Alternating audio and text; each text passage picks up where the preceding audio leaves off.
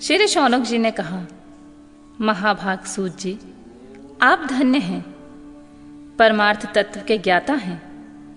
आपने कृपा करके हम लोगों को बड़ी अद्भुत एवं दिव्य कथा सुनाई है। भूतल पर इस कथा के समान कल्याण का सर्वश्रेष्ठ साधन कोई नहीं है।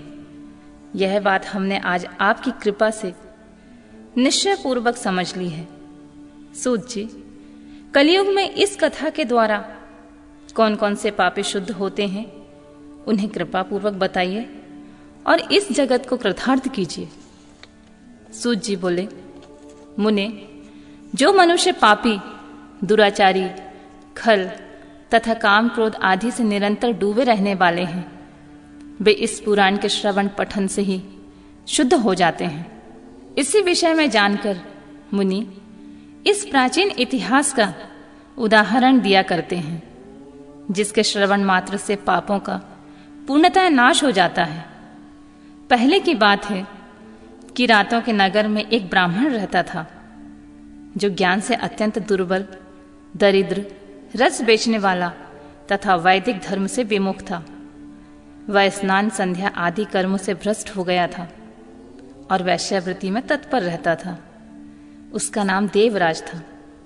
वह अपने ऊपर विश्वास करने वाले लोगों को ठगा करता था। उसने ब्राह्मणों, क्षत्रियों, वैश्यों, शूद्रों तथा दूसरों को भी अनेक बहानों से बनाकर उनका धन हड़प लिया, परंतु उस पापी का थोड़ा सा भी धन कर्मी धर्म काम में नहीं लगा था। वह वैश्यगामी तथा सब प्रकार से आचार भ्रष्ट था।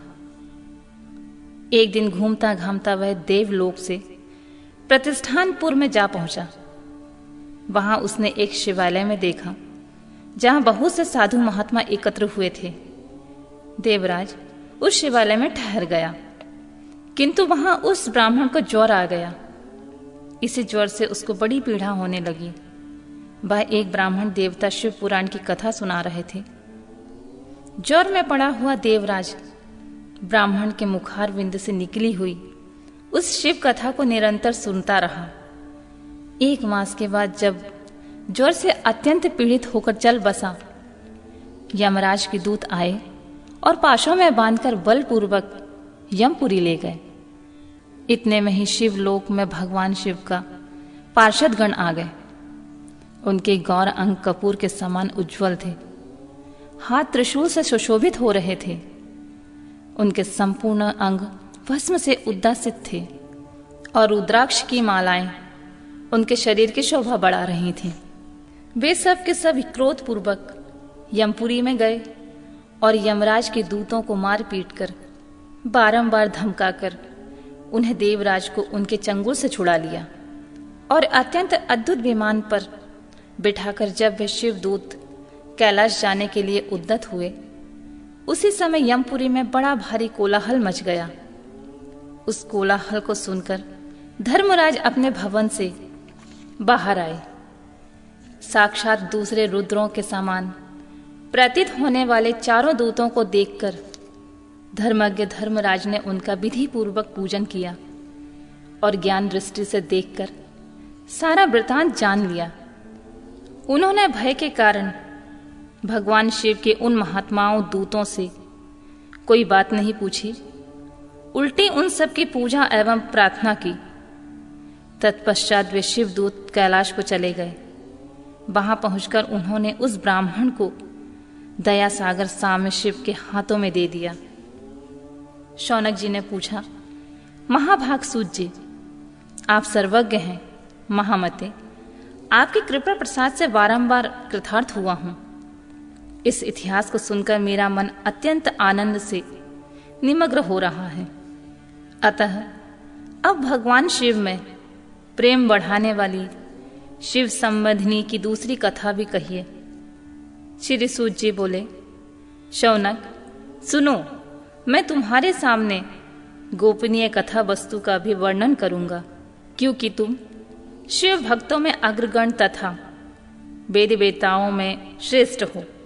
समुद्र के निकटवर्ती प्रदेश में एक बास्कल नामक ग्राम है, जहां वैदिक धर्म से विमुख महापापी द्विज निवास करते हैं। वे सब के सब बड़े दुष्ट हैं। उनका मन दूषित विषय भोगों में लगा रहता है। वे ना तो देवताओं पर विश्वास करते हैं, न भाग्य पर। वे सभी कुटिल वृत्ति वाले हैं। किसानी करते और भली भांति के घातक अस्त्र शस्त्र रखते हैं। वे व्यभिचारी एवं खल हैं। ज्ञान वैराग्य तथा सब धर्म का सेवन ही मनुष्य के लिए परम पुरुषार्थ है। इस बात को वे बिल्कुल नहीं जानते हैं। वे सभी पशु बुद्धि वाले हैं। अन्य वर्णों के लोग भी उन्हीं की भांति कुत्सित विचार रखने वाले स्वधर्म विमुख एवं खल हैं। वे सदा कुकर्म में लगे रहते हैं और नित्य विषय भोगी में ही डूबे रहते हैं। वहां की सब स्त्रियां भी कुटिल स्वभाव की, स्वेच्छाचारिणी, पाप सक्त, कुशित विचार वाली एवं व्यभिचारिणी हैं। वे सद्व्यवहार एवं सदाचार से सर्वथा शून्य हैं। इस प्रकार वहां का दुष्टों का ही निवास है। उस बाष्कल नामक ग्राम में किसी समय एक विदुंग नामधारी ब्राह्मण रहता था। वह बड़ा अधम था, दुरात्मा और महापापी था। यद्यपि उसकी स्त्री बड़ी सुंदरी थी, तो भी वह कुमार्ग पर चलता रहता था। उसकी पत्नी का नाम चंचुला था। वह सदा उत्तम धर्म का पालन करने में लगी रहती थी, तो भी उसे छोड़कर वह दुष्ट ब्राह्मण वैश्यगामी हो गया था। इस तरह कुकर्म में लगे हुए उस बिंदुक का बहुत वर्ष व्यतीत हो गए। उसकी स्त्री चंचुला अपने काम से पीड़ित होने पर स्वधर्म नाश के भय से क्लेश सहकर भी दीर्घ काल तक धर्म से भ्रष्ट नहीं हुई, परंतु दुराचारी पति के आचरण से प्रभावित होकर आगे चलकर वह स्त्री भी दुराचारणी हो गई। इस तरह दुराचार में डूबे हुए उन मूढ़ चित्त वाले पति पत्नी का बहुत सा समय व्यर्थ बीत गया। तदनंतर शूद्र जातीय वैश्य का पति बना हुआ वह दूषित बुद्धि वाला दुष्ट ब्राह्मण विंदुक समयानुसार मृत्यु को प्राप्त कर नरक में जा पड़ा। बहुत दिनों तक नरक में दुख भोगकर वह मूढ़ बुद्धि पापी विंध्या पर्वत पर भयंकर पिशाच हुआ। उधर उस दुराचारी पति बिंदु के मर जाने पर वह मूढ़ हृदय चंचुला बहुत समय तक पुत्रों के साथ घर में ही रही।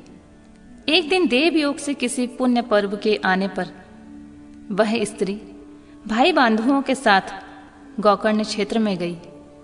तीर्थ यात्रियों के संग में उसने भी उस समय जाकर किसी तीर्थ के जल में स्नान किया। फिर वह साधारणतः बंधुजनों के साथ यत्र तत्र घूमने लगी। घूमते घामते किसी देव मंदिर में गई और वहां उसने एक देवज्ञ ब्राह्मण के मुख से भगवान शिव की परम पवित्र एवं मंगलकारिणी उत्तम पौराणिक कथा सुनी। कथावाचक ब्राह्मण कह रहे थे कि जो स्त्रियां पर पुरुष के साथ व्यभिचार करती हैं वे मरने के बाद यमलोक में जाती हैं। तब यमलोक के दूत उनकी योनियों में तपे हुए लोह का परिध डालते हैं। पौराणिक ब्राह्मण के मुख से यह वैराग्य बढ़ाने वाली कथा सुनकर चंचुला भय से व्याकुल हो गई और कांपने लगी। जब कथा समाप्त हुई और सुनने वाले सब लोग वहां से चले गए, तब वह भयभीत नारी एकांत में शिव पुराण की कथा बांचने वाले उन ब्राह्मण देवता से बोली। चंचुला ने कहा, ब्राह्मण, मैं अपने धर्म को नहीं जानती थी, इसलिए मेरे द्वारा बड़ा दुराचार हुआ है। स्वामिन, मेरे ऊपर अनुपम कृपा करके मेरा उद्धार कीजिए। आज आपके वैराग्य रस से ओतप्रोत इस प्रवचन को सुनकर मुझे बड़ा भय लग रहा है। मैं कांप उठी हूं और मुझे इस संसार से वैराग्य हो गया है। मुझ मूढ़ चित्त वाली पापिनी को धिक्कार है। मैं सर्वथा निंदा के योग हूं। कुशित विषयों में फंसी हुई अपने धर्म से विमुख हो गई हूं। हाय, न जाने किस किस घोर कष्टदायक दुर्गति में मुझे पड़ना पड़ेगा और वहां कौन बुद्धिमान पुरुष कुमार्ग में धन लगाने वाली मुझ पापिनी का साथ देगा। मृत्यु काल में उन भयंकर यमदूतों को कैसे देखूंगी जब वे बलपूर्वक मेरे गले में फंदे डालकर मुझे बांधेंगे। तब मैं कैसे धीरज धारण कर सकूंगी। नरक में जब मेरे शरीर के टुकड़े टुकड़े किए जाएंगे, उस समय विशेष दुख देने वाली उस महायातना को कैसे झेलूंगी। हाय मैं मारी गई, मैं मर गई, मैं जल गई, मेरा हृदय विदीर्ण हो गया और मैं सब प्रकार से नष्ट हो गई, क्योंकि मैं हर तरह से पाप में डूबी रहती हूँ। ब्राह्मण, आप ही मेरे गुरु, आप ही माता, आप ही पिता हैं। आपकी शरण में आई मुझ दीन अबला का आप ही उद्धार कीजिए, उद्धार कीजिए प्रभु। सूत जी कहते हैं, शौनक, इस प्रकार खेद और वैराग्य से युक्त चंचुला ब्राह्मण देवता के दोनों चरणों में गिर पड़ी। तब उन बुद्धिमान ब्राह्मण ने कृपा पूर्वक उसे उठाया और इस प्रकार कहा,